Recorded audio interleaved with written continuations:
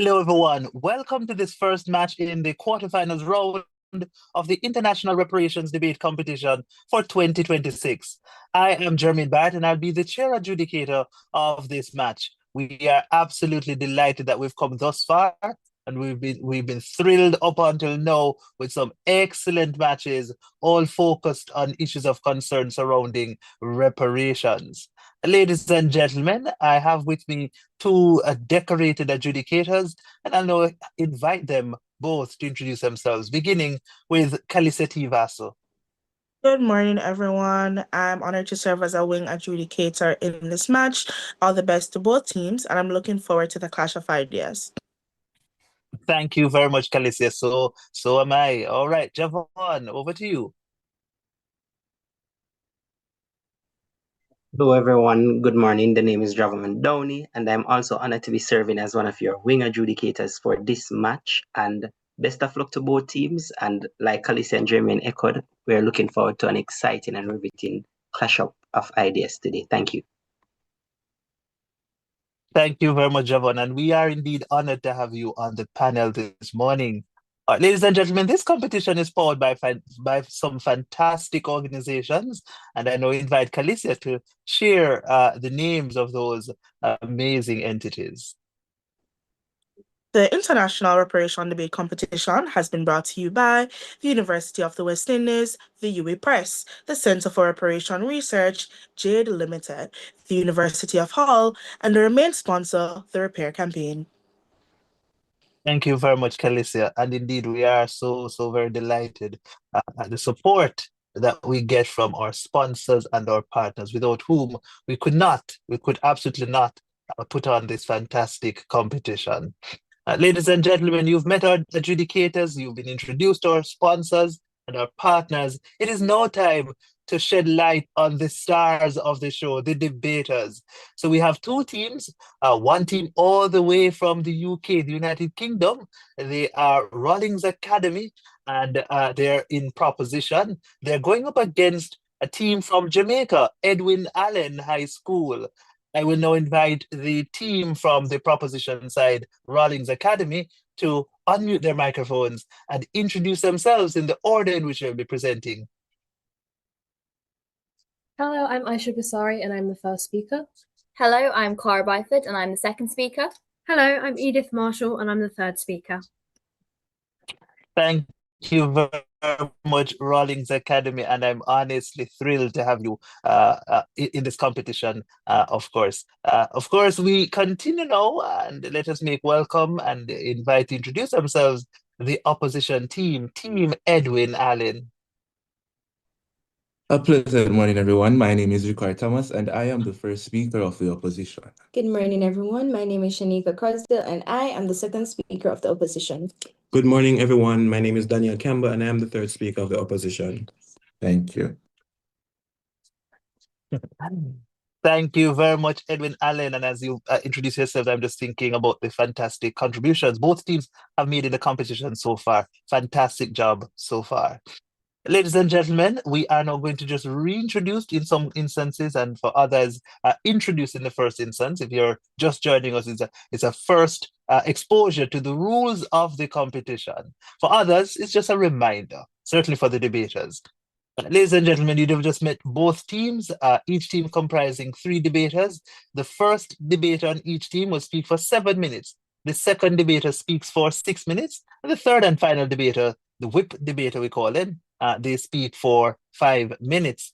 After the first 2 debaters in this match, that's the first proposition, we call that the Prime Minister, and the first opposition, we call that the leader of the opposition. After they've concluded their presentations, we will then move to the first segment of cross-examination. I tell you, that's a thriller. You really want to watch these teams go at it in the cross-examination. I'll explore more the rules having to do with that segment, all right?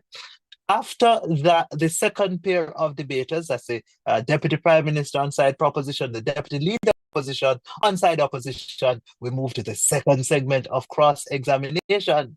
After that second segment of cross-examination, we reared up in this match, and so we'll take a 1-minute pause to allow both teams to put the finishing touches on their reply speeches. After that 1 minute pause, we'll resume with the reply speaker from team opposition. That's Edwin Allen High School. And then the debate rather will conclude with the reply speaker from team proposition, Rawlins Academy. Of course, the first two speakers on each team have what we call protected times. So the first and last minutes of their presentation are protected. And of course, I'm going to just invite Calicia, one of our adjudicators, to just monitor the times and communicate via the chat when the team and the speakers rather have spoken for 1 minute and when they have 1 minute remaining in their speeches. At the end of your speech, meaning when you've consumed the allotted time, you'll be given a signal indicating same. But we know that you may get that signal midway you're completing a thought or making a sentence. And so we give you 15 seconds extra. So 15 seconds in addition to the allotted time is what you have. At that point, you must end. All right? All right, debaters, I imagine you have no questions, but let's see. Do you have any questions for me, debaters? Teams? All right, I hear no questions. So what's next? We must get our motion. So our motion is that which will guide this debate. So Calicia, over to you. Please communicate and inform us as to what our motion is. Our very exciting motion for today's match reads, this House believes climate change should be incorporated into reparations claims advanced by Caribbean states.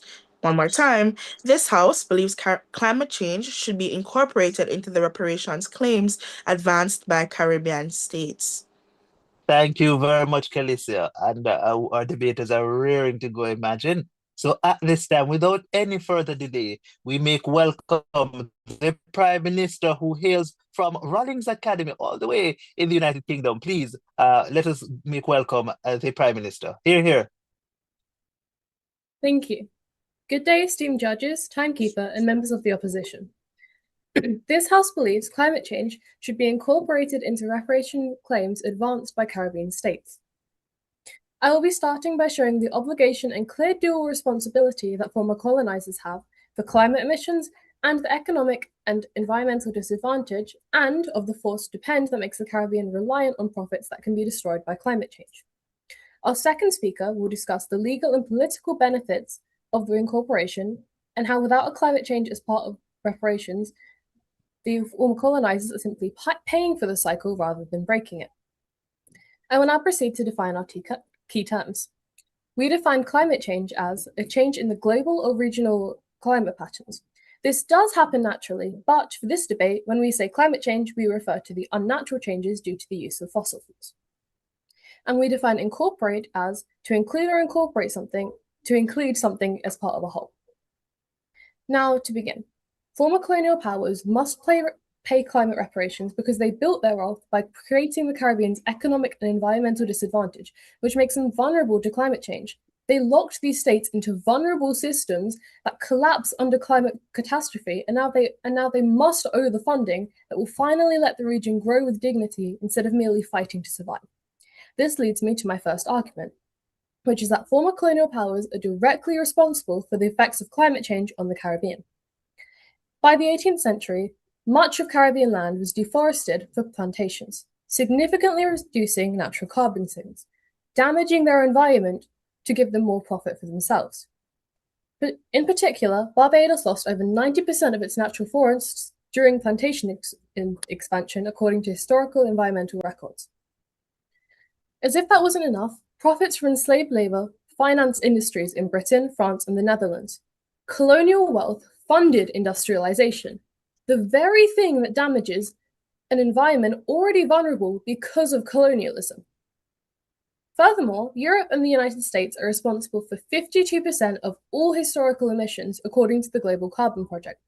In contrast, Caribbean states contribute less than 1% of global emissions. In fact, combined CARICOM emissions equal to around 0.2% of historical global carbon dioxide output. Despite this, the Caribbean is incredibly vulnerable to natural disasters that will only continue to be worsened by climate change. This means thousands of people will continue to lose their homes, their families, and their lives. According to March 2026 reports from the Economic Commission for Latin America and the Caribbean, in 2024 alone, Over 800 deaths are reported due to 82 natural disasters in Latin America and the Caribbean. Moving aside from the social impacts, climate change also furthers an economic deficit that was created by colonialism. The Caribbean experienced 8 to 9 times higher economic losses from climate disasters compared to the global averages, according to the World Bank. After Hurricane Maria, Dominica lost 226% of its GDP in one single night. Caribbean governments now have to pay for rebuilding damage caused by emissions from the very countries that once enslaved them. Another example is when Hurricane Dorian caused $3.4 billion in damages to the Bahamas, nearly a quarter of its GDP.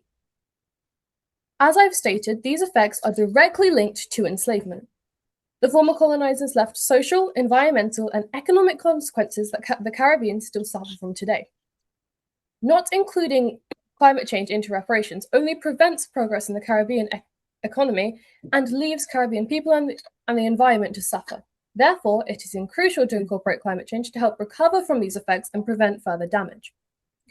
My second argument in favor of the motion is that colonial legacies made the Caribbean economy reliant on unstable and damaging systems. We see colonial monocrop systems that made the Caribbean economies dependent on a stable climate. Sugar, bananas, cocoa, and coffee all require specific rainfall and temperature conditions. Climate change threatens the viability of these crops the Caribbean depend on so heavily because of the colonial powers. We can see that rising temperatures reduce banana yields by 25 to 30% in some islands, and drought has cut sugar production in Jamaica by 40% in recent years. But these effects aren't only recorded over time. One single climate-related event can wipe out an entire export economy. For example, after Hurricane Ivan, Grenada lost 90% of its nutmeg industry, which took decades to rebuild. Furthermore, similarly harmful economic systems continue to be established today. My example for this is cruises. In some islands, cruise tourism accounts for over 50% of visitor arrivals, but less than 10% of local revenue. Cruise ships also cause major environmental damage. One cruise ship emits as much pollution as 1 million cars per day. Cruise anchors also destroy coral reefs, which provide $3 billion a year in coastal protection to the Caribbean. Over 70% of reefs in the Caribbean are threatened, partly by tourism infrastructure. And coral bleaching events are 5 times more frequent than in the 1980s due to rising sea temperatures, a direct consequence of climate change. Climate change itself also accelerates reef collapse, hurting both tourism and fisheries, further damaging, as I previously stated, an already vulnerable economy. Caribbean governments are made to choose to sacrifice their economy or their environment, both of them already vulnerable due to colonialism, both which face harm today regardless due to colonial powers. Reparations are necessary to diversify economies so they are not destroyed by climate instability. Without financial support, states cannot escape climate-sensitive sectors that colonialism forced on them. Climate-related reparations are not a need, but a must, necessary to repair the legacy of enslavement, the very objective of reparations. Also, as I've stated, the environment continues to suffer because of the emissions given by the colonial powers, while the Caribbean do not contribute this to as much, and they also don't gain as much profit economically at all either. Thank you.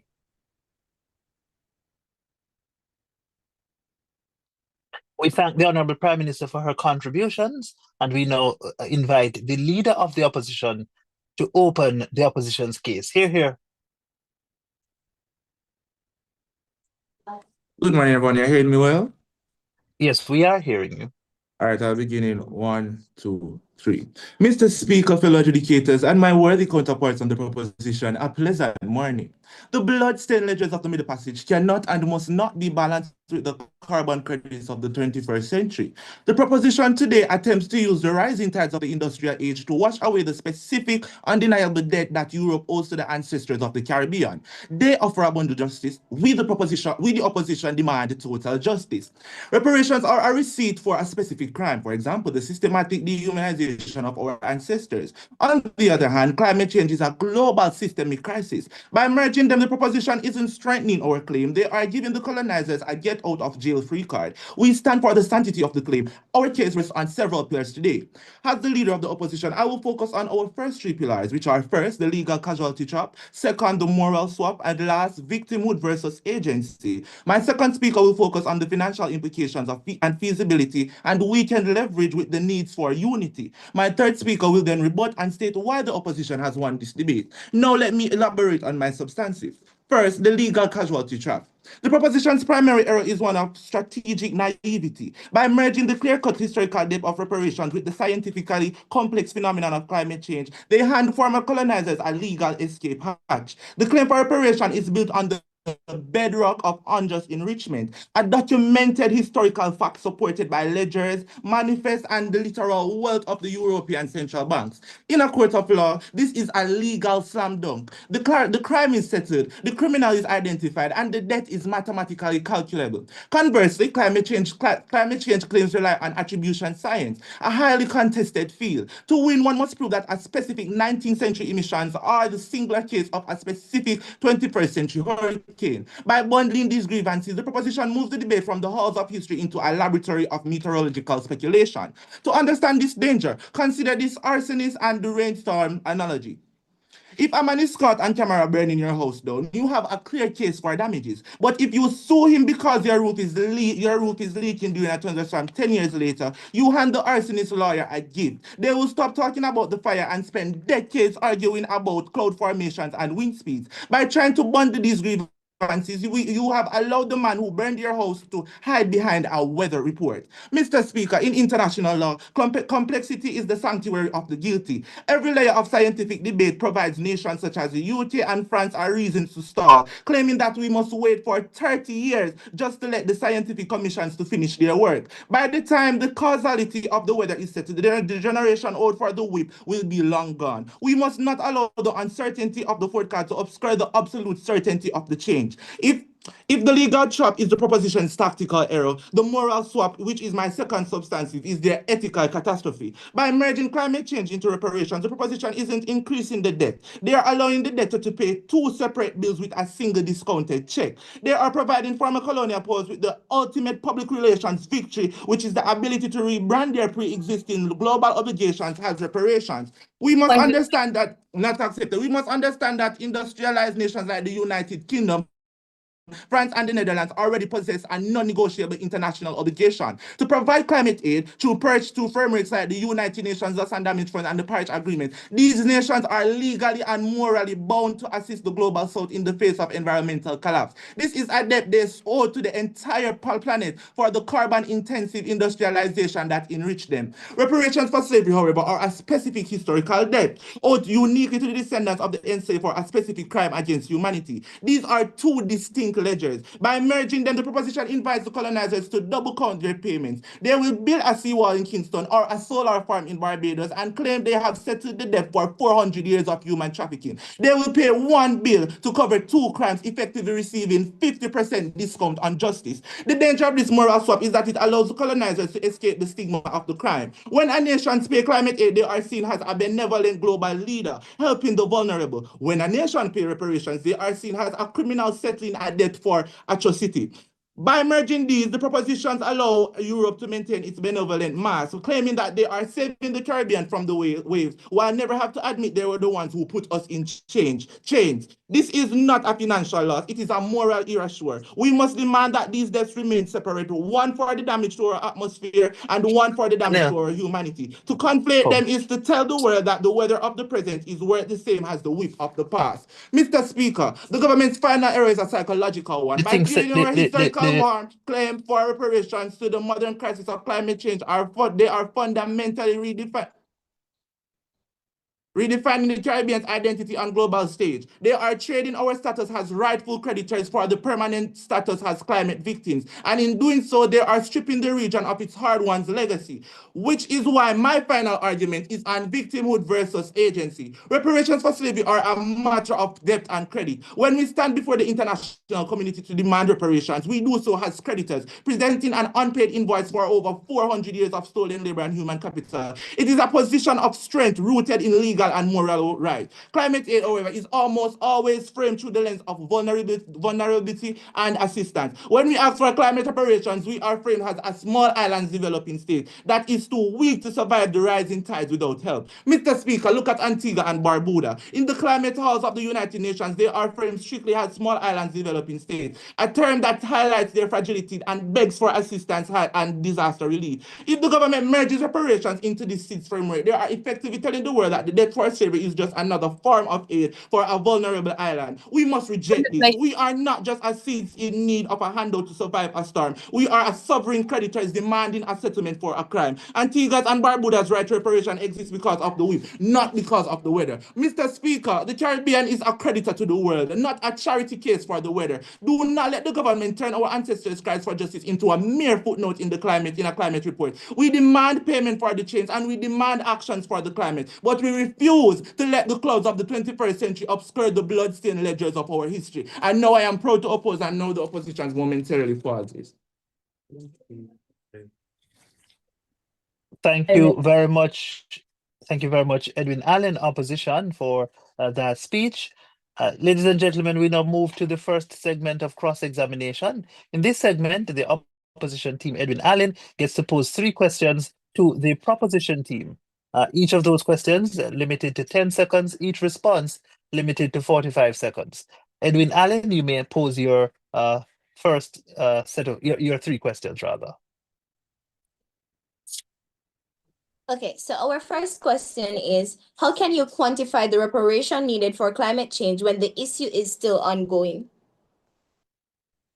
We have good predictions of how future events will unfold due to climate change, as climate change is scientifically measurable.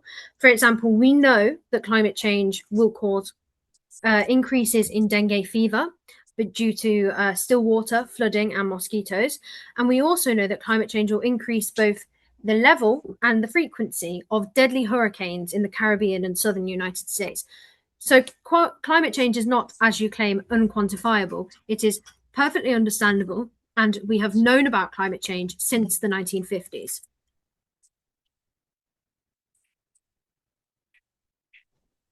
Thank you. Our next question is, how can you specifically establish a direct link between historical emissions of developed nations and the current climate impacts and experience in Caribbean states? The carbon emissions of post-colonial powers are the basis on which modern climate change is built. Without these climate emissions, we would have no fossil fuel industry, and therefore we would not have an extremely damaged climate. Additionally, these former colonial powers are still some of the largest emitters of carbon in the world due to a culture that is developed from history, from the Industrial Revolution and from the horrific treatment of enslaved peoples.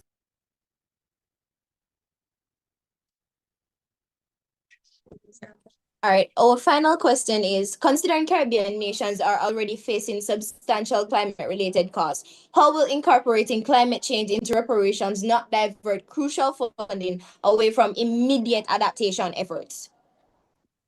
It will not take away from immediate diversion efforts because though urgent things are necessary, it's also important that the infrastructure, if climate change is included in reparation claims, that the infrastructure that is built is climate change resistant. It's able to withstand these things, and that the systems that are then created post reparations from these climate reparations come from and are able to withstand the future climate change. As we cited, monocrops.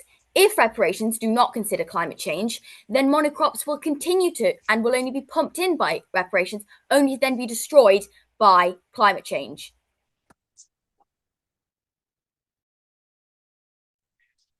We thank Edwin Allen, side opposition, for those questions. Thanks to Rawlins Academy for those responses. Rawlins Academy, you may now pose your 3 questions to the opposition team, Edwin Allen. Do you suggest that the Caribbean can completely handle these catastrophic disasters on their own, despite the fact they continue to take out debt?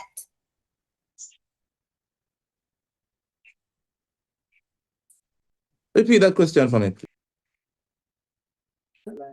Do you suggest that the Caribbean can handle these disasters on their own, as you stated, despite the fact that Caribbean states continue to take out loans?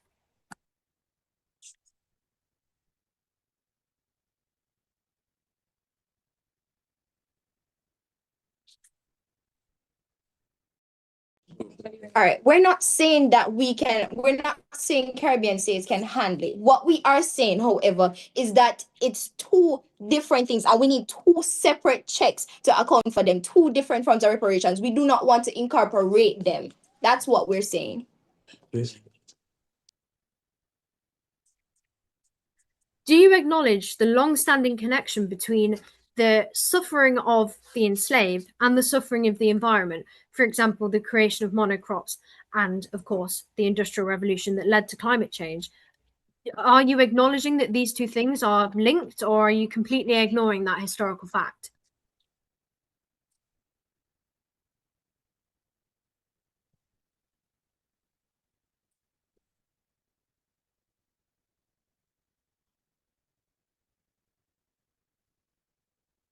All of those contribute. Repeat that question for me. Is your argument ignoring that climate change and damage to the environment is linked to the suffering of the enslaved? For example, the creation of monocrops through slavery still damages the Caribbean today, and current climate change and natural disasters harm people in the Caribbean today. So are you ignoring the historical fact that climate change and the horrific mistreatment of the oppressed are linked?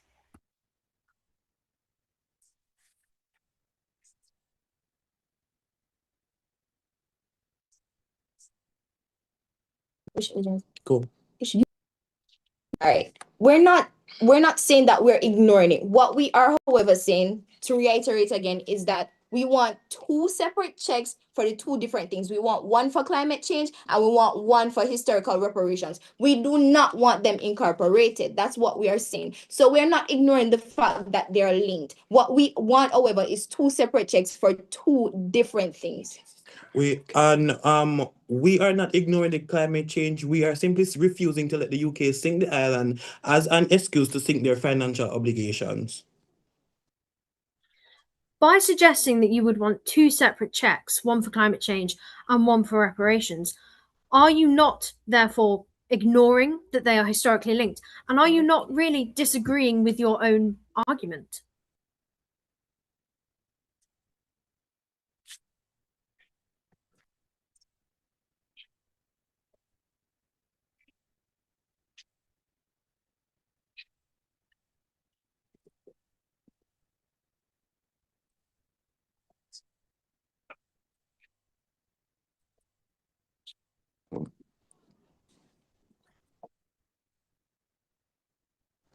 We're not ignoring the fact that they are linked. We are trying to say that we do not want them as one separate check. We don't want you to merge them. We want 2 separate checks for 2 separate damages, even though they're linked. 2 separate damages. We need reparation for slavery and we need reparation for climate change. Additionally, different causes need different remedies.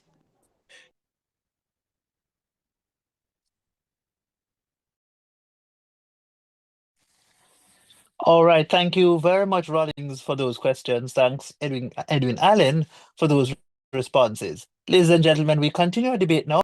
Let us make welcome the Deputy Prime Minister from Rawlins Academy to advance the proposition's case. Hear, hear.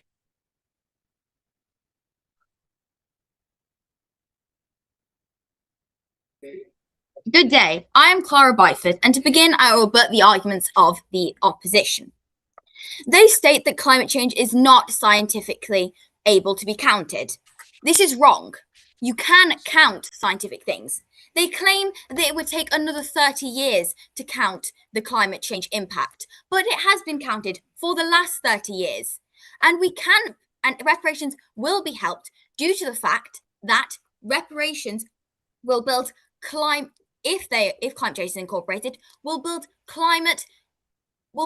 create infrastructure that can exist beyond climate change, that will exist and is ability to survive with climate change. Secondly, they argue that if climate change is incorporated, it will not give the urgent help. The urgent help that is offered to the Caribbean is through loans. Do you suggest that we put the Caribbean further in debt with these urgent things? Now I would like to move on to my first argument, that including climate change strengthens reparations through legal and political leverage. In Article 8 of the Paris Agreement, countries, including former colonial powers, recognise the impact of addressing loss and damage caused by climate impacts. There are already international mechanisms for this, climate finance and responsibility for high-emitting states. When the Caribbean states attach reparations to climate change, they can rely on pre-existing treaties instead of trying to build a whole new legal argument. This solves one of the biggest problems with historical reparations: no clear legal infrastructure. Caribbean states can link colonial responsibility to modern climate responsibility, forming a stronger legal chain, not weaker.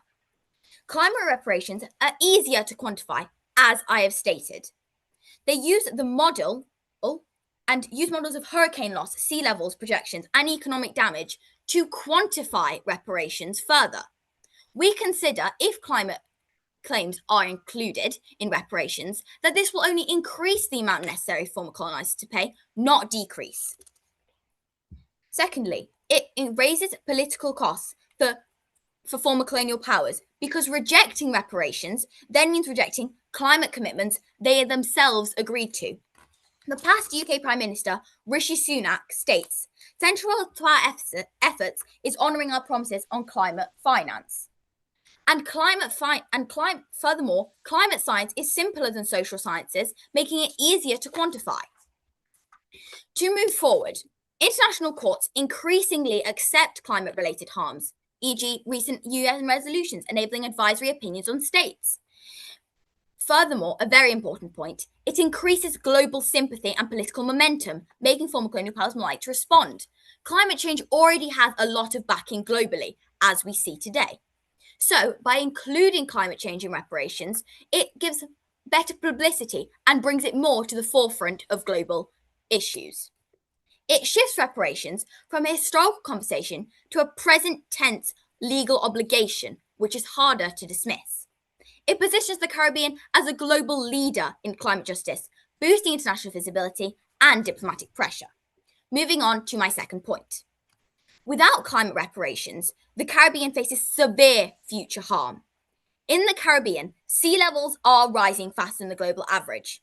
More intense hurricanes will keep causing billion-dollar damage. Countries will be forced deeper in debt, already averaging over 70% debt to GDP ratios. Colonial cities like Georgetown and Port of Spain are at risk of inundation within decades.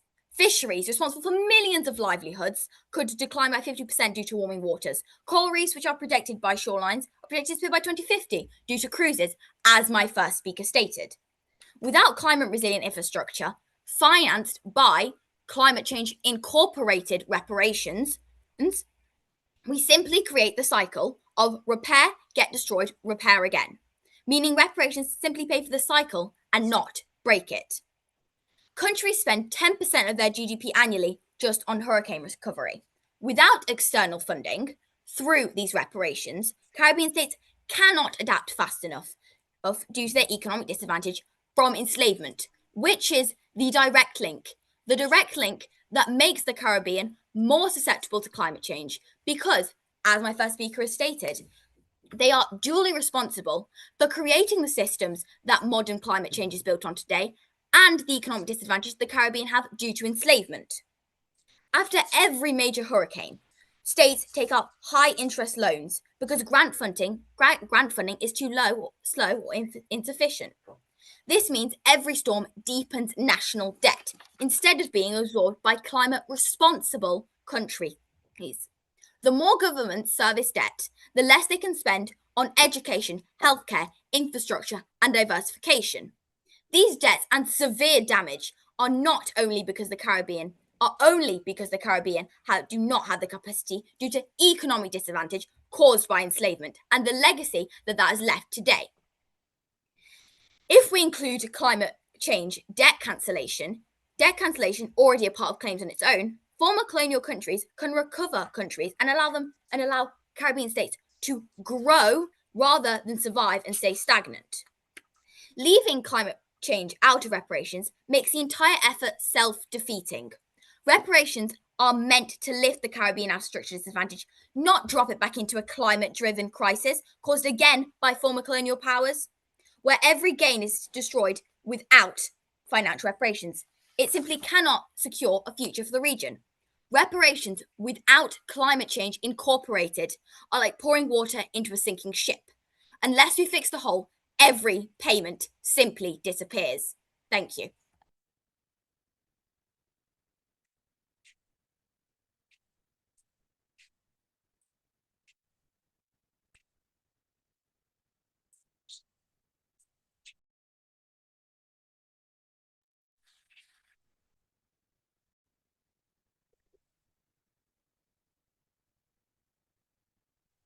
Thank you very much, Deputy Prime Minister, for that speech. I now call upon the Deputy Leader of the Opposition to advance the opposition's case. Hear. Clearly? Am I being heard clearly? Yes, you are being heard clearly. I'll begin my speech in 3, 2, 1. All protocols observed a pleasant morning. The motion before us today is, this House believes climate change should be incorporated into the reparations claims advanced by Caribbean states. We, the opposition, firmly oppose the motion. We recognize the urgency of climate harms and the need for climate finance, but folding climate into historical reparations is strategically unsound, legally risky, economically impractical, and politically counterproductive. Several key arguments underpin our stance on this issue. First and foremost, different causes need different remedies. Reparations for slavery and colonial dispossession are moral and restorative projects focused on institutional reform, land return, and education to fix intergenerational harm. By contrast, climate loss and damage claims rely on attribution science, adaptation and mitigation finance, and responsibility for present-day emissions. To mix them is to collapse separate causes, legal bases, and remedies into one confused claim, weakening the power of both. Secondly, conflation invites procedural diversion, delay, and dilution. Climate cases are driven by contested scientific attribution, complex apportionment debates, and jurisdictional fights. These create predictable stages colonizers will exploit. The likely timeline is stark. Within months, former colonizers raised jurisdictional challenges and motions to dismiss. Within 6 to 24 months, courts order costly attribution studies and multi-party expert reviews. In years 2 to 5, technical disputes and counter-experts multiply hearings. After that, appeals, forum shopping, and reruns add years, and only after many years might former colonizers offer narrow conditional settlements that avoid real reform. History confirms this pattern. From Germany's long post-war compensation processes to Australia's decades of indigenous redress debates and Britain's slow responses to Windrush and colonial grievances show how technicalities and repeated inquiries turn urgent claims into bureaucratic limbo. Thus, adding climate elements hands colonizers a step-by-step playbook.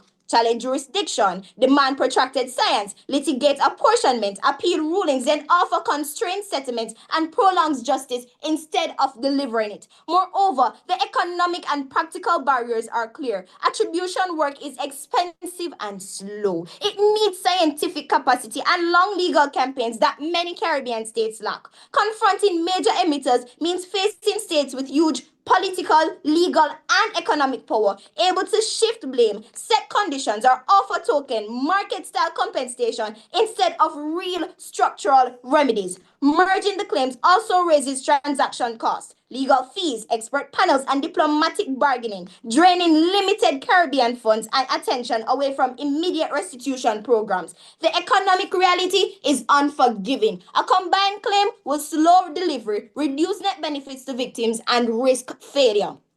Accordingly, merging climate with historical reparations risk unequal resource capture. Caribbean states account for roughly 1.4% of global emissions, while a few major emitters such as the United States, India, and China contribute nearly 42%. Prioritizing climate reparations inside a broader package risk shifting attention and funds to the most visible climate cases or the most easily attributed losses, while those seeking land restitution, institutional reform, and education are left behind. That is not justice, it is a hierarchy of suffering. Furthermore, legal and political leverage would shift toward former colonizers. Introducing technical climate questions gives former colonizers extra procedural levers such as tight attribution standards, jurisdictional challenges, and conditionality that encourage delay and narrows liability. Antigua and Barbuda's use of dedicated climate avenues shows climate redress follows different legal paths. Mixing those paths with historical reparatory claims will weaken both and enable divide and rule tactics. Equally important is the damage to unity and moral clarity. A focused reparations campaign centered on slavery and colonialism creates a sharp, compelling moral narrative that builds international support and pressure. By contrast, combining sprawling climate and historical agendas fragments coalition, scatters funds, and blurs the clear moral case that forces action. Unity and clarity are strengths. Mixing agendas dulls them. Therefore, we must be practical and firm. Pursue climate loss and damage adaptation finance and emissions accountability through dedicated climate mechanisms, focused litigation, scientific attribution work, and concentrated diplomacy. Avenues suited to technical, present-day responsibility. At the same time, pursue uncompromised reparations for slavery and colonialism through truth commissions, targeted restitution, and political campaigns focused on moral responsibility and historical justice. This separation cuts transactions costs, preserves political capital, reduces procedural interference, and raises the chance of real results for victims. My opponents, wake up. The road to justice is not a detour through technicality. Incorporating climate change into Caribbean claims trades clarity for confusion, certain remedies for speculative hope, and focused moral force for technical distraction. Given the UNFCCC's lack of a clear liability mechanism, the gap between historical culpability and present-day emissions, real examples of deferred reparatory justice, and the tight economic limits facing Caribbean claimants, adding climate will invite delay, unequal outcomes, and strategic fragmentation. For the dignity of victims, past and future, and for the strategic strength of Caribbean advocacy, this House must reject the motion. The opposition pauses.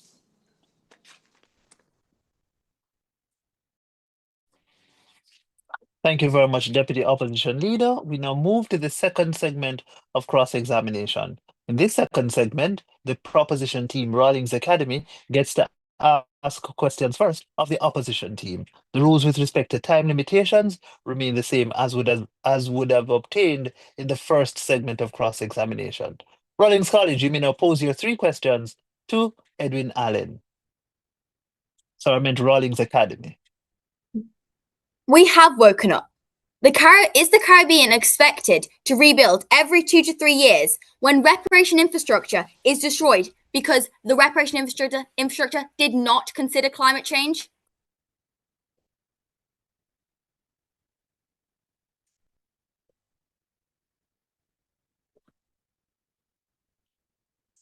Repeat that question for us.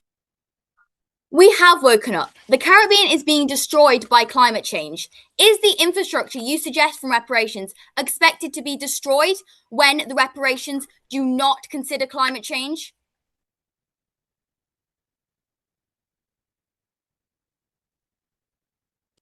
We're not saying that reparations should not consider climate change. You're misunderstanding what we're saying. What we are saying is that they should be separate. So we should have one for climate change and one for historical injustices. 2 separate claims. If you are saying that reparations should not include climate change and climate change should, in fact, therefore be a consideration, are you not completely undermining your opposition to the motion? Climate change is not ignored. It is being actively addressed by the framework on the climate change. The issue is not absent from our system. It is a problem of the implementation and the accountability.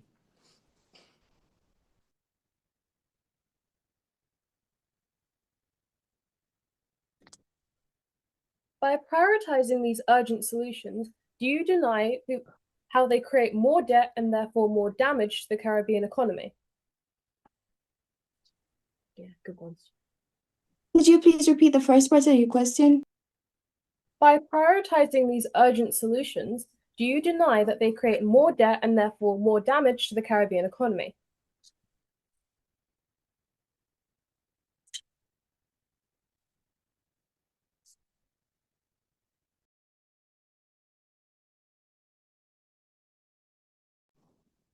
It doesn't create more debt because the aid that we're getting from climate change, the UK is the one that's going to pay us for the damages. So how are we going to be in more debt?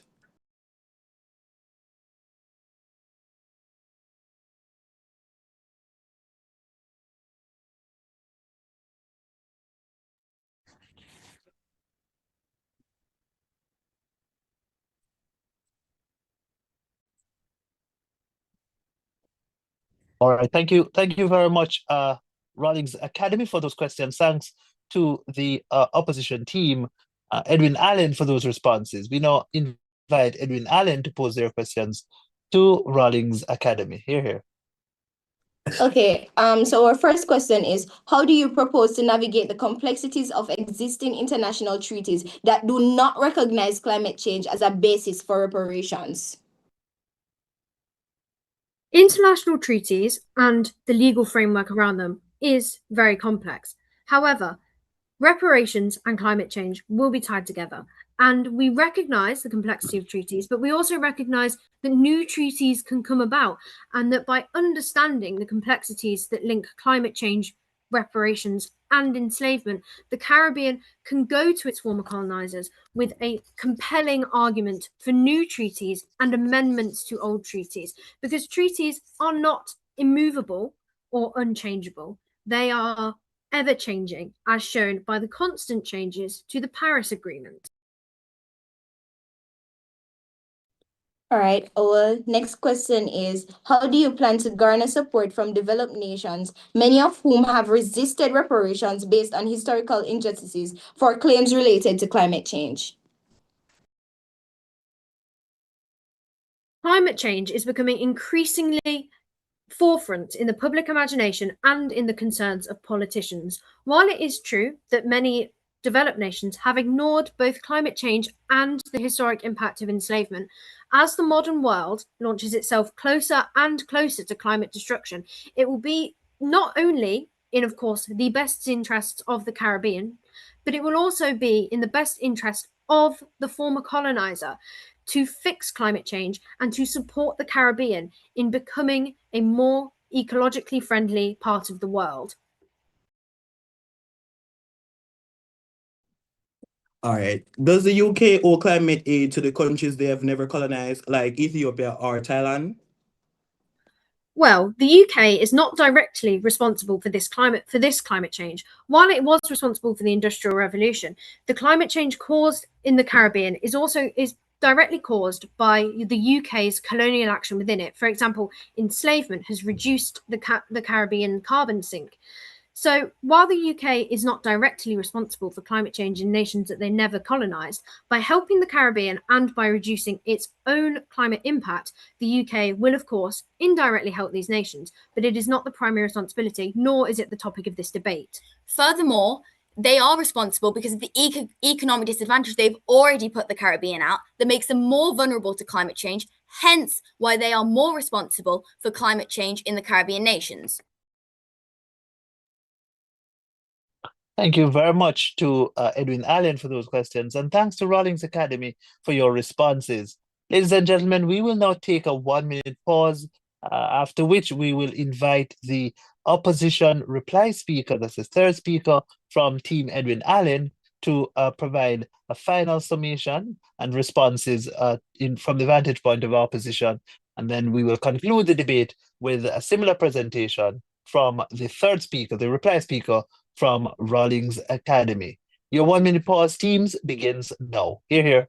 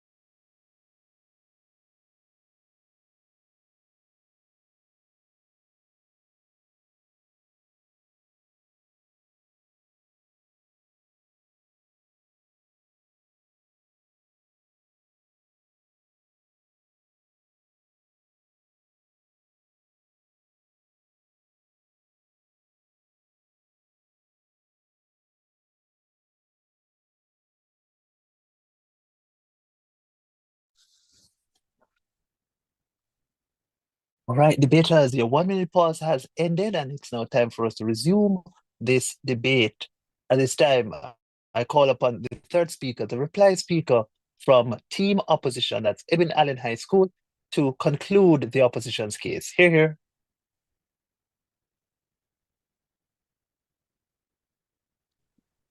I'll begin in 3, 2, 1. Mr. Speaker, I came here prepared for a debate, but the proposition has given us a bedtime story. They have spent the last 10 minutes decorating a dream while we have been here calculating the debt. It takes a special kind of talent to look at 400 years of systematic theft and say, actually, let's just talk about the weather. Let's not confuse the motion. It is evident that you're going to the left and we are going to the right. My opponents aren't here to debate the debt. They are here to pick out the drapes. They are playing interior designer for a civilization that they've already set ablaze. While we are trying to douse the flames in the capital we are legally owed, they are busy arguing about the color of the curtains in the house that have already turned to ash. They want to merge the history of the humidity. They want to trade the middle passage for cloud coverage. But, Mr. Speaker, we are here for the weather. We aren't here for the weather report. We are here for the bank transfer. We want climate change. We want the climate change grant, and we demand historical payback. But we refuse to let the government's sloppy accounting turn two checks into one. Let's look at the legal trap of that the government is setting. Reparation for slavery are a debt of fact. We have the ship manifest, the plantation ledgers, and the 1833 Compensation Act, where Britain paid the owners but ignored the owed. It is a documented, legislated, and intact claim. But climate change, that is a debt of probability. It relies on attribution science, a field where the West has spent 30 years sabotaging in international courts, specifically to avoid liability. But anchoring our 100% winnability, historical case to 50% dedatable science trace, the government is handing the UK Treasury a legal kill switch. They are telling the oppressor, if you can't prove the wind, you do not have to pay the whip. Why? Why would you let the scientific uncertainty of a hurricane sabotage the absolute historical certainty of our pain? That isn't sovereignty. That is strategic surrender.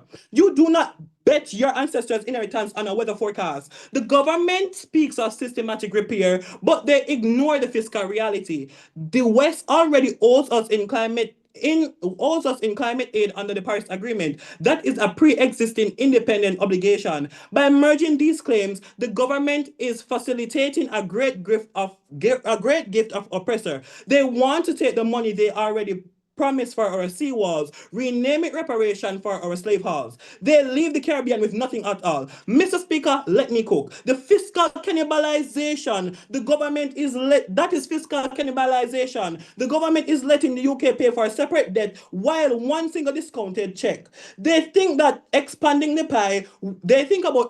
pie. We are showing that that they're letting the UK eat the crust, the filling and the tin before it reads are clear in Kingston. You do not settle the greatest debt in human history by a buy one get one free coupon. We are the creditors, not the clearance sale. We demand 2 checks of incomparable harms. How do you calculate the amount of water used when the pipe is still running, Mr. Speaker? Finally, we must protect the moral stature of our claim. Slavery was an intentional act of legislated theft. Climate change is a global systematic failure. When you turn reparation into climate adaptation fund, you stop being the creditor demanding a debt. You start being a developing nation asking for a grant. Our opponents are saying that they are responsible, but at the same time saying that they're not responsible. Please take a time to understand the motion and clarify your stance of the motion. To merge them is to erase the unique moral horror of the trade. It tells the world our ancestors' blood is a subcategory of a green crusade. We are the shareholders of this new world. And as shareholders, you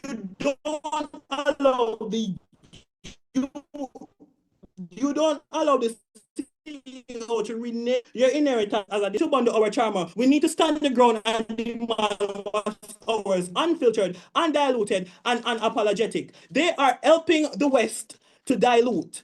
Two crimes, 2 claims, 2 checks. Mr. Speaker, if the proposition wants to keep dreaming in green, they can do it on their own time. But our time, the account is overdue. Oppose the motion and demand a full balance.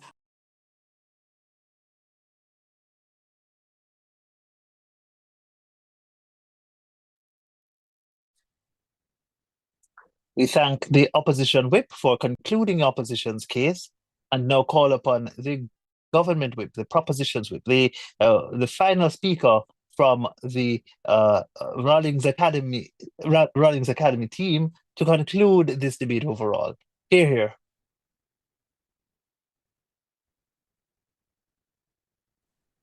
Thank you. I would like to start our final speech by completely disproving the falsehoods on which the opposition have depended.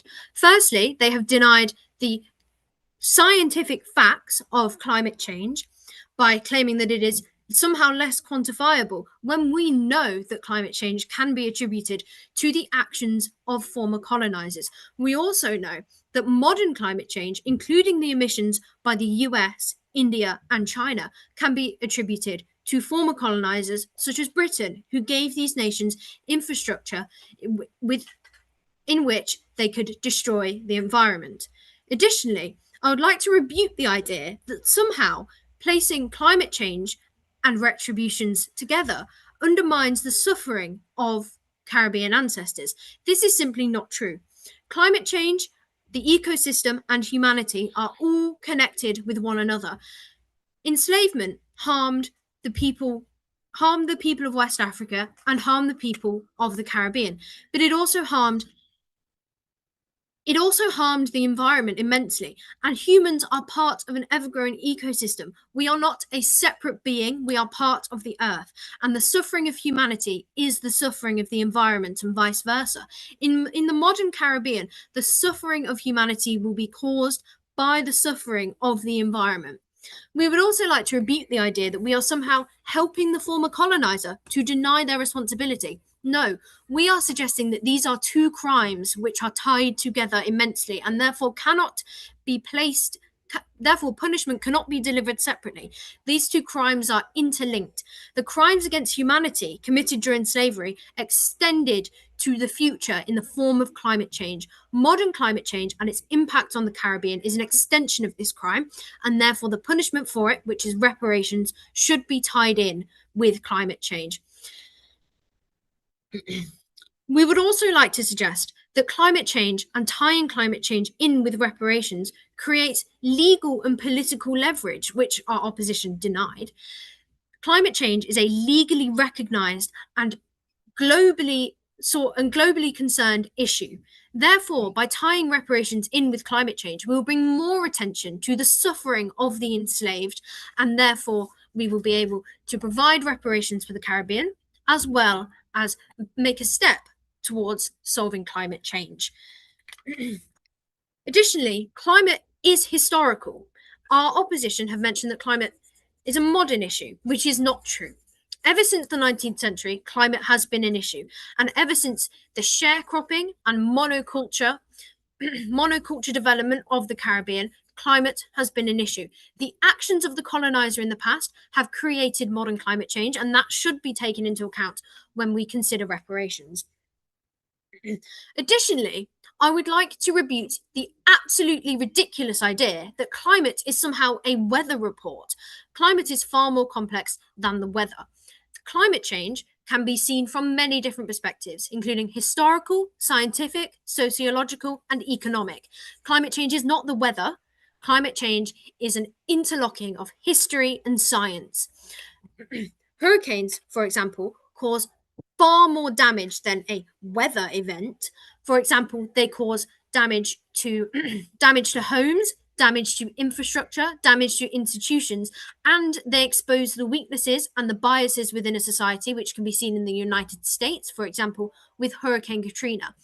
Our opposition's proposal that climate change is a weather report, and that is what we have provided, not only completely undermines the importance of humanity in the ecosystem and the importance of the Caribbean ecosystem to reparations, it also completely undermines the ideas of this debate, as climate change is far more than a weather report, and climate change is arguably one of the most important things that we can solve if we want to make amends for the suffering of the past, because climate change is the scar of that suffering, and it will be and it will continue to scar the Caribbean if we do not work to solve it now.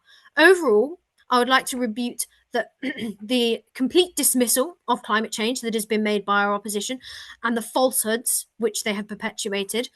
And I would like to thank this House for listening to our proposition. Thank you. Thank you very much for concluding your case and the debate overall. We, as the adjudicators, we have quite a lot to digest, and we'll do that during the deliberations. At this time, we leave, deliberate, and we'll return shortly with the results and some important analysis. We'll be back shortly.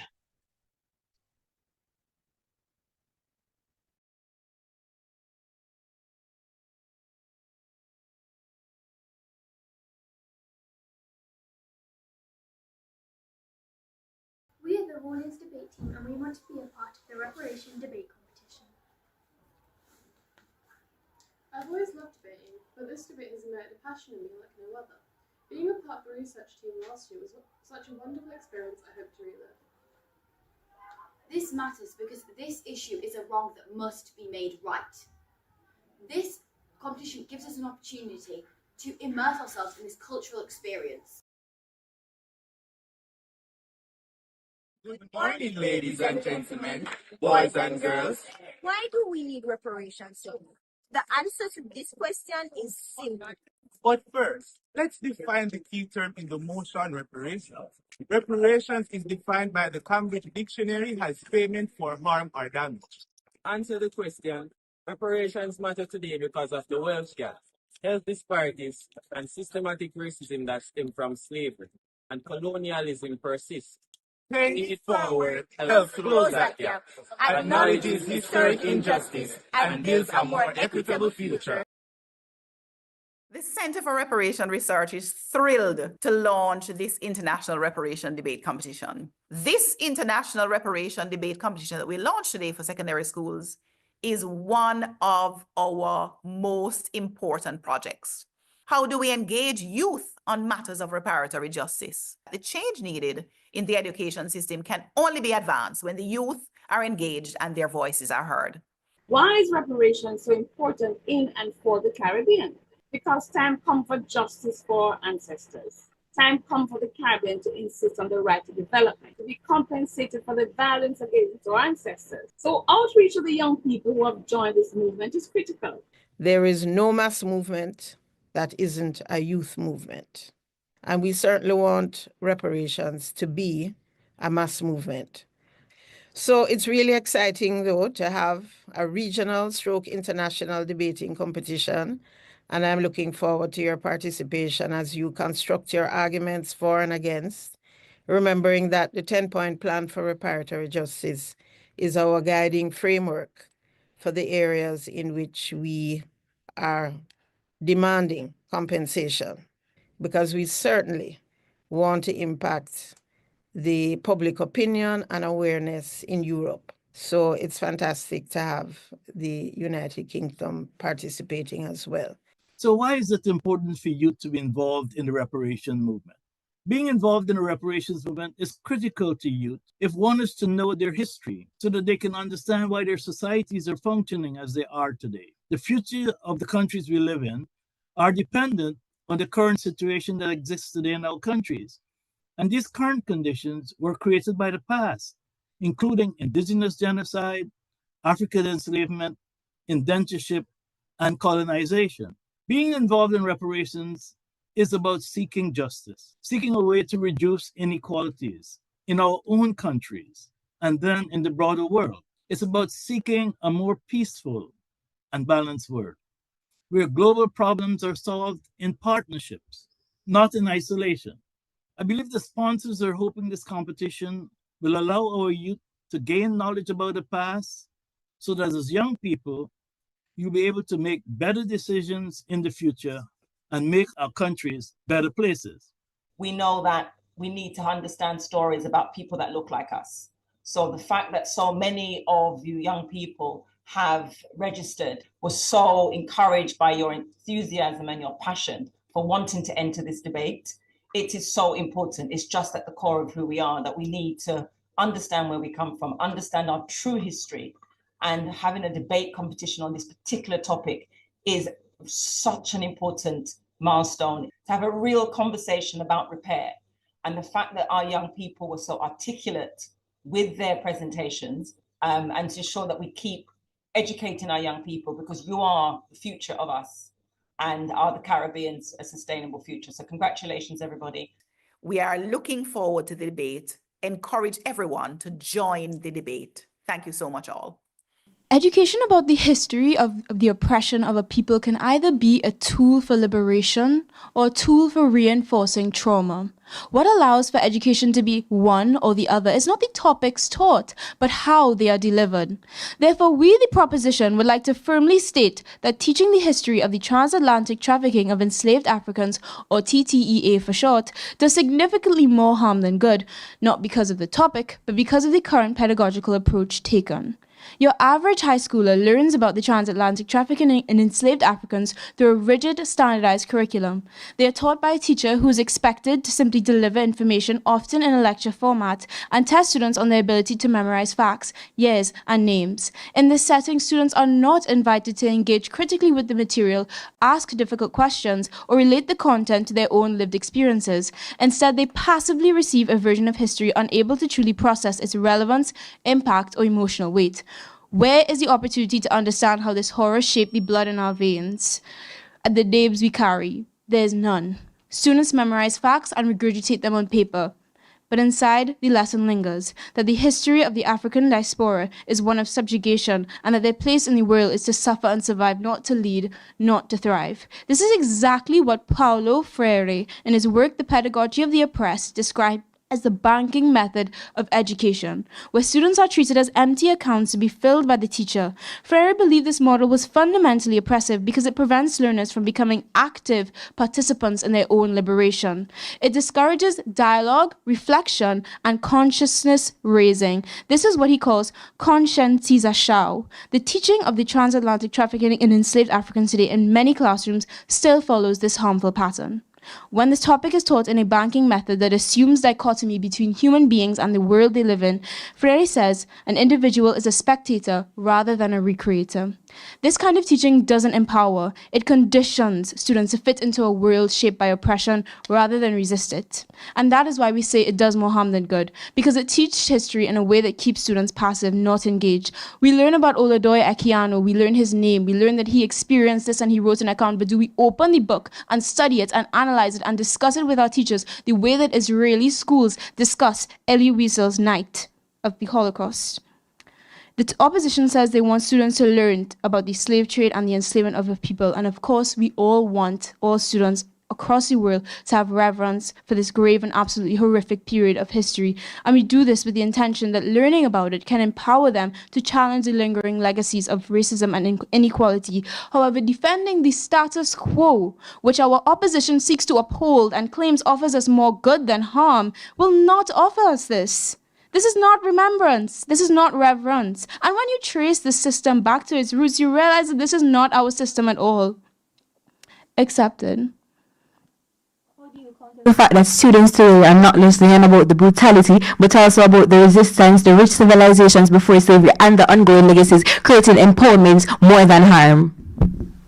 Right. Our issue is not with these topics being taught, but it is the way that they are taught and the way that they are emphasized with regards to all of the other things that are occurring within African history.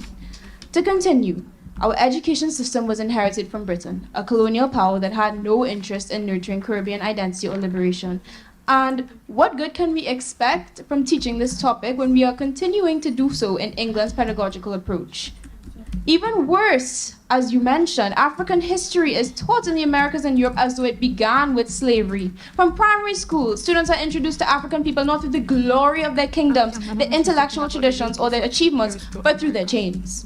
Why is it so hard for you to name a single black figure whose legacy is not defined by resistance or white oppression? Why is it that we teach about Toussaint and Nani but not Imhotep, Mansa Musa, or Queen Nzinga in the same breath? This should be taught first.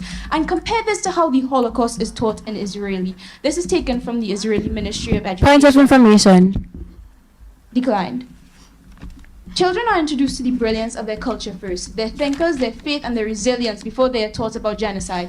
Their oppression is contextualized within a legacy of strength, not as the first chapter. If that isn't a pedagogical problem, then what is? When slavery is taught primarily as a story of powerlessness and victimization, with the current banking method of pedagogy, it does more than inform. It deeply affects the psychological development of students, particularly those of the African diaspora. During adolescence, a critical time for identity formation, as described in Erikson's theory of psychosocial development, students are particularly vulnerable to internalizing messages about their race and their place in history. If the dominant narratives they encounter emphasize subjugation or this constant need to fight without also highlighting pre-colonial civilizations and agency, students may inherit a sense of trauma and inferiority. Claude Steele and Joshua Aronson's 1995 concept of stereotype threat shows that students underperform when they fear confirming negative stereotypes about their group, a common experience for Black students navigating a curriculum saturated with ancestral suffering. In classrooms where Black students only encounter these narratives and are rarely offered examples of greatness before colonial times, they are more likely to fear confirming negative stereotypes about Black intellectual inferiority. And yes, this study found that this did significantly reduce their academic performance. In contrast, we argue for emancipatory pedagogy, which views students as active co-creators of knowledge and encourages reflection, dialogue, and transformation. We want students to read and discuss the first accounts, and this should be a mandatory part of the curriculum, not an option. Additionally, students should be first met with pre-colonial history that showcases the richness and strength of Africans from various tribes and kingdoms before delving into the horrors of the slave trade. Through student-centered dialogic approaches, this topic becomes not a detached narrative of victimhood, but a pathway to critical consciousness where students develop an internal locus of control, a sense of pride, and the tools to challenge injustice. When classrooms prioritize empathy, voice, and critical inquiry over memorization, the teaching of the TTEA can become what Freire calls a practice of freedom, not oppression. We are fully justified in arguing that teaching the history of the TTEA causes more harm than good on the basis of the heavily flawed pedagogy. In parliamentary debate, motions like this are evaluated based on the status quo, meaning how things are actually occurring now. As such, the opposition cannot shift the debate by suggesting that in some ideal future it could be taught differently or argue on the basis of the principle. We are debating the present, and the burden is to defend the way that it is taught now. Thank you. All protocols observed, the opposition remains resolute against the motion. This House believes that the teaching of the trafficking of enslaved Africans causes more harm than good. We in the opposition agree that there are flaws in the method, but we argue that even in its current form, teaching this history does far more good than harm. We accept the definitions posited by the opposition with the exception of the word harm. Harm caused by the teaching of the trafficking of enslaved Africans in this case is more like temporary discomfort that fosters long-term justice awareness and healing. The proposition burden is to prove that the act of teaching this history is inherently harmful, even when taught well, and that these harms are so deep and widespread that they outweigh all educational and social benefits. We must prove that the current approach generates more harm than good, and 2, the harm is not inherent to the method but as a result of poor implementation, and 3, that the teaching of enslaved Africans creates civic awareness, empathy, prevention of recurrence, and general social progress. The status quo, the history of the transatlantic trafficking in enslaved Africans is already being taught, but with growing care and impact. Students today are learning not just about the brutality, but also the resistance, the rich civilizations before slavery, and the ongoing legacies of inequality. Yes, some schools get it wrong. Reform is being done for more inclusive, trauma-informed, and empowering education, making it the norm. Mr. Speaker, we are not for the current way of teaching this history. The motion didn't state the current way. We are for the best way of teaching this history. Allow me to rebut. And this best way is trauma-informed teaching. This would be training teachers to handle emotional topics with care, no graphic reenactment, use check-ins, and create safe spaces. This builds resilience instead of re-traumatizing students. And 2, balancing the story. Don't stop at brutality. Teach about African civilization, resistance leaders like Nani of the Marus, and achievements of the African diaspora that restores pride and identity. 3, we would center real voices, use person accounts, African scholars, and cultural sources to humanize the content and shift away from cold textbook trauma and link the past to the present, which will let students reflect through debate, which is already being done, and modern connections to racism and justice. This transforms discomfort into action and purpose, including Black educators. Involve Black voices in teaching is as authenticity, prevents tone deafness, and build trust in diverse classroom. This is credible as the RAN program has a similar approach, and it has proven to be working, as it has a 94% increase in the racial unity and empowerment. Allow me to rebut the misconceptions provided by the government. The government stated that teaching of trafficking of enslaved African causes discomfort and psychological harm. But let me say that discomfort is not harm, Mr. Speaker. And the 2019 UNESCO states that students taught slavery alongside resistance have greater empathy and understanding of justice. And secondly, discomfort is necessary for growth and historical reckoning, just like the Holocaust education or genocide studies. They also stated that the current method does not include the history before slavery. But Mr. Speaker, let me say that this is a big misconception. Most syllabi incorporates the history of the Africans before they were colonized. We don't learn about slavery before we learn about Mansa Musa. We don't learn about slavery before we learn about Songhai Empire. It is in the rationale also and syllabi that the teachers should use discussions to actually engage the students. In today's debate, I will bring 2 substantive. 1, the current methods build civic awareness, empathy, and critical thinking. And 2, discomfort from learning is not the same as harm. It leads to empowerment. My second speaker will discuss justice and the prevention of repetition in the injustice, while my third speaker will prove why we remain supreme. Our first substantive is the harm lies in the method, not the content. My first warrant is balanced teaching that includes stories of resistance and survival, reduces emotional harm, and builds empathy. When we emphasize both suffering and human dignity in the trafficking of enslaved Africans by teaching resistance, African agency, and survival, we shift from trauma to empowerment. It does more harm than good because it builds pride, resilience, and understanding. For example, the Holocaust education isn't taught by showing only images of death camps. They come with stories of resistance, survival, and moral courage. It fosters pride, empathy, and moral courage instead of guilt or division. That's why balanced, trauma-informed teaching benefits are supreme. My second warrant is effective, safe teaching already exists and work. We're seeing programs like Facing History and Ourselves offer concrete evidence that teaching hard history can be both emotionally and safe, intellectually enriching. According to a 2021 RAN Corporation study, students in these programs, which is a reform program by the way, show that 94% increase in civic agency, meaning they felt more empowered to take social action and reported deeper empathy, stronger historical understanding, and more open-minded attitude. And the fact that we're seeing doing this in real classroom, Mr. Speaker, proves that harm is not inherent to the topic. It's about how we design the curriculum and support teachers. And we are currently doing this now to reform. If we have models that work, and we do, then the moral burden shifts to improving delivery, not erasing the content.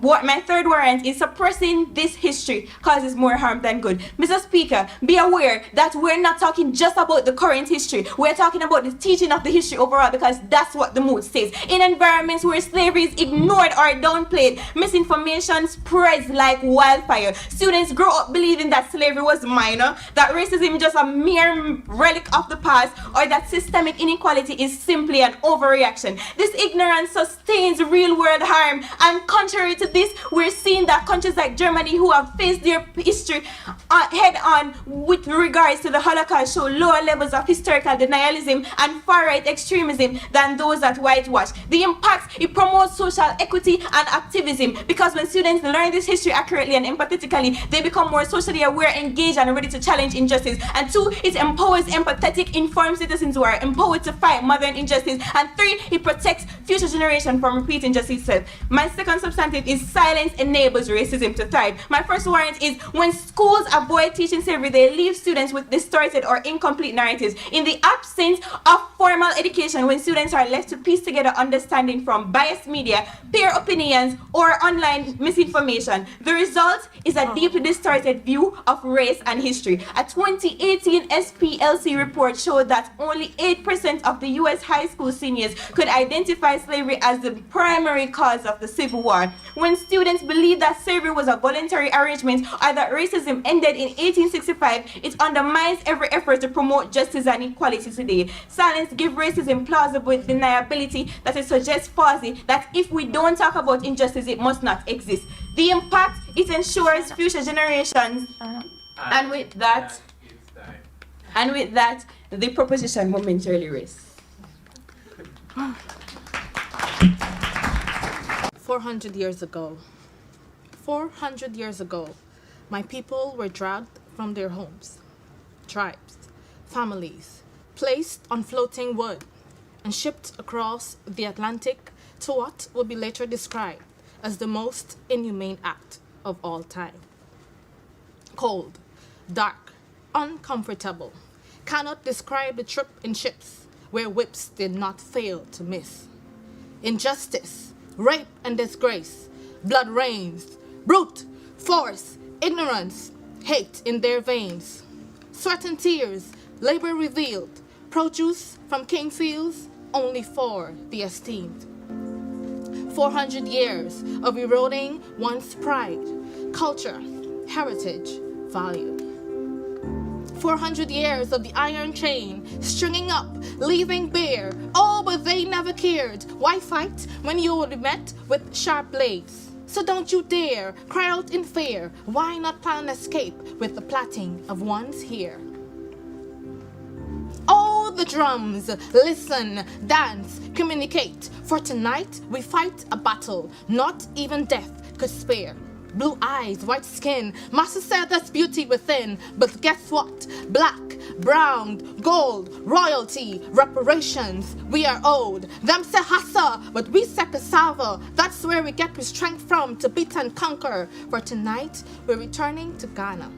You may say, I'm a descendant of slaves because of the rich melanin that gushes from my pores. But I came to tell you tonight, I am not a slave, rather the descendant of kings and queens. I am the embodiment of the divine. I do not chase, I align, I attract. What's meant for me already has my name on it. I am the personification of beauty, the expression of love, the creator of life, the acknowledgement of freedom. So go ahead, call me what you want, because when I die, bury me in the oceans where my ancestors jumped from the ships, because they knew death was better than bondage. This is something that I wanted to discuss since Emancipation Day, but did you know that Britain only finished paying for slavery in 2015? Yes, 2015 as in 10 years ago. This fact was revealed in a since deleted tweet back on February 9, 2018 by the then Her Majesty's Treasury. In 1833, Britain borrowed 40% of its national budget, £20 million, to finance the Slavery Abolition Act. This act was the official end of British slavery and went into effect on August 1st, 1834. The money that was borrowed was used to repay British slave masters for their quote-unquote loss of property. However, for the enslaved, there was no repayment and no form of compensation was offered. The amount that was borrowed, the £20 million, was equal to £2.2 billion in today's money. The since deleted tweet from Her Majesty's Treasury pointed out that the taxes paid by people today was used to repay the loan that paid the slave masters. This would mean that people from the Windrush generation and their descendants, people from Barbados, Jamaica, Trinidad and Tobago, and other British colonies, would have helped to repay the loan taken out to pay the people who enslaved their ancestors. Using this video, I want to highlight that when people say that slavery was so long ago, 400 years ago, ancient history, and we should get over it, we can see that it wasn't that long ago. If we look at a timeline of the history of Barbados, we can see that chattel slavery in Barbados lasted 207 years, whereas the time from emancipation in 1834 to today is only 191 years. So as a nation, we spent longer in slavery than we've spent free. I want you to think about that. Facts like these are why people have started a call for reparations, to correct an injustice done to us as a nation, a region, and a people. If you want to learn more about reparations and how you can be involved, click the link in my bio.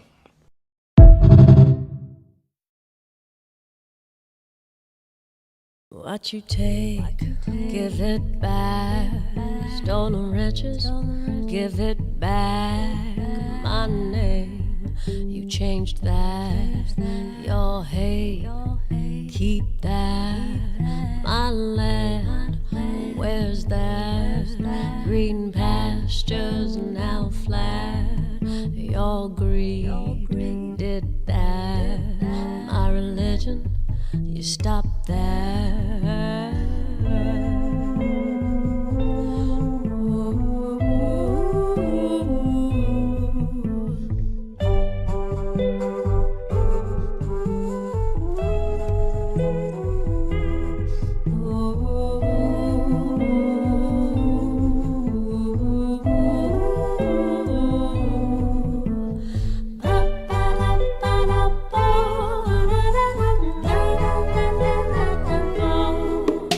The African emancipation experience is a story of resistance and breakthrough, so that I could stand before you and speak to you because my ancestors paid the price for me.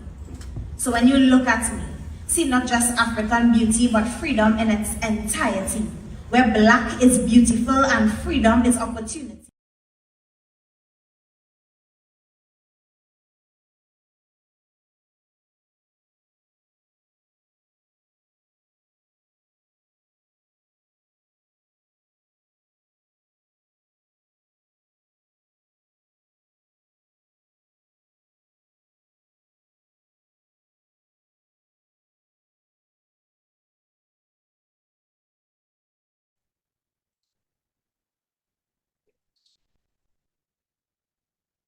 Hello, everyone. Welcome back. We are now at the point where we will disclose in a few moments from now the results of this match and also give you some analysis as to what justifies the call. Let me just remind you before we get into that as to what this debate was about. The question surrounded whether or not we should incorporate the call, the request for justice, climate justice, in the reparations movement and the quest for reparations. We had two teams. We had the team in proposition being Rawlins Academy out of the United Kingdom, and on team opposition, we had Edwin Allen out of Jamaica. Now, let's just refresh ourselves as to the major contentions. So, Rawlins Academy tells us that there is, from the period of enslavement, Europe undermined the Caribbean through things like deforestation, ultimately incorporating mechanisms that led the Caribbean to become reliant on monocrop culture. They say that a lot of the industrialization of the time was foisted upon the region, and all of those things, along with weak infrastructure that it reflects the legacy of enslavement, persist to today. And so the Caribbean is vulnerable in those respects, largely because of the direct actions of Europe, right? They say to us that even in the modern time, there are contemporary forms of reliance that exist for example, the cruise ship sector, which the Caribbean has become largely reliant on, and that also contributes to climate change, and also ultimately weakens even further the environment of the Caribbean and the well-being of Caribbean peoples at large. Now, from side opposition, Edwin Allen tells us that there is a fundamental wrong, a moral concern that they have with respect to twinning the two or merging or combining the environmental cause into the reparations movement. They say to us that there is going to be a major conflation and a great degree of confusion with respect to the difficulties of calculating and attributing the cause of the climate challenges that the Caribbean face as resulting from the actions of Europe and former colonial powers, former colonizers. We think that this is an important contribution from Edwin Allen, but we don't think that they do enough to mechanize and to explain to us why the difficulty of calculation matters. We're not sure as to why it is that the difficulties, assuming that they're right, that it's difficult to calculate things like, for example, attribution science, that matters at all. And we think that there's a sort of an internal concession that is harmful to side opposition. What is that? They say to us that it takes about 30 years for us to calculate the direct causal relationship between the manifestation of the climate disaster and the source of that climate disaster. It's major. It takes about 30 years. Then they say that the calculation started about 30 years. So we're led to believe that the calculations are complete and the calculations lead to what Rawlins points to, that the greater attribution is in terms of the contributions from the former colonial powers, albeit they twin the former colonial powers, that being Europe with North America, and say we arrive at a figure of 52%. That 52% of global emissions historically up to now have come about because of the contributions from these two large powers in the world. Okay. Nevertheless, we think that it is unclear to us that there is so much disputation surrounding pointing fingers and laying blame on certain parts of the world, like, for example, Europe, as being the major sources of the climate disaster. Nevertheless, the motion contends that we merely need to incorporate some of the narrative surrounding the climate disaster into the broader reparations movement. We get some analysis from Edwin Allen, though, that says the incorporation is going to do harm to the moral contentions that Caribbean peoples have. They say to us that one, that the twinning of the two is going to lead to a sort of weakening of the conversation surrounding the core argument for reparations, which is that the period of enslavement was an egregious wrong that needs to be compensated for, right?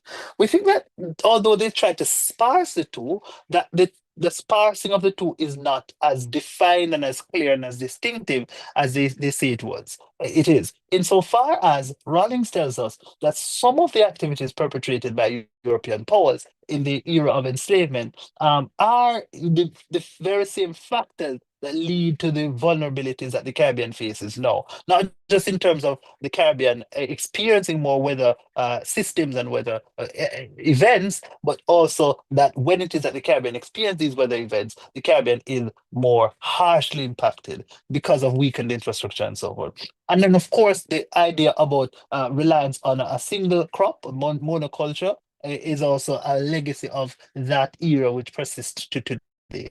So we're unclear as to why is it that laying blame on Europe for this particular fact or these particular facts is not an important and inescapable aspect of the conversation for reparations. We're unclear about that. Nevertheless, we very much appreciate the sort of counterfactual or counter policy that team opposition provides when they say to us that they're for reparations for both reparations in the form of reparations for slavery, but also reparations for the climate disaster, and that there's certainty in terms of the achievement of some positive outcomes for the region either way. Move on that a little bit more to convince us that that approach is preferable and that approach is the approach that we ought to be taking.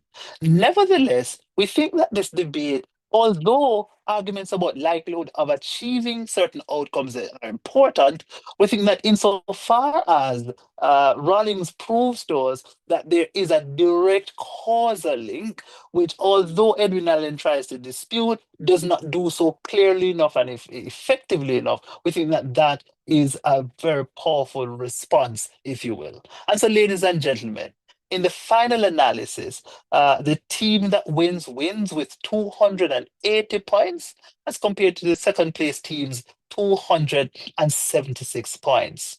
Ladies and gentlemen, the winners of this match, the first team to advance to the semi-final round in the International Reparations Debate Competition, they come from the United Kingdom, Rawlins Academy.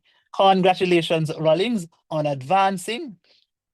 And that's the proposition team, and we'd invite both teams to unmute their microphones and, of course, be prepared to express relevant sentiments to your opposing team. We'll now invite Edwin Allen to do just that, communicating to Rawlins Academy.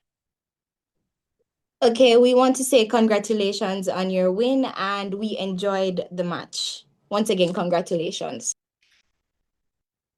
Thank you so much. You were amazing to debate. We enjoyed this debate so much, and thank you to judges and everyone who was involved. Thank you very much, and thanks to both teams on a valiant effort.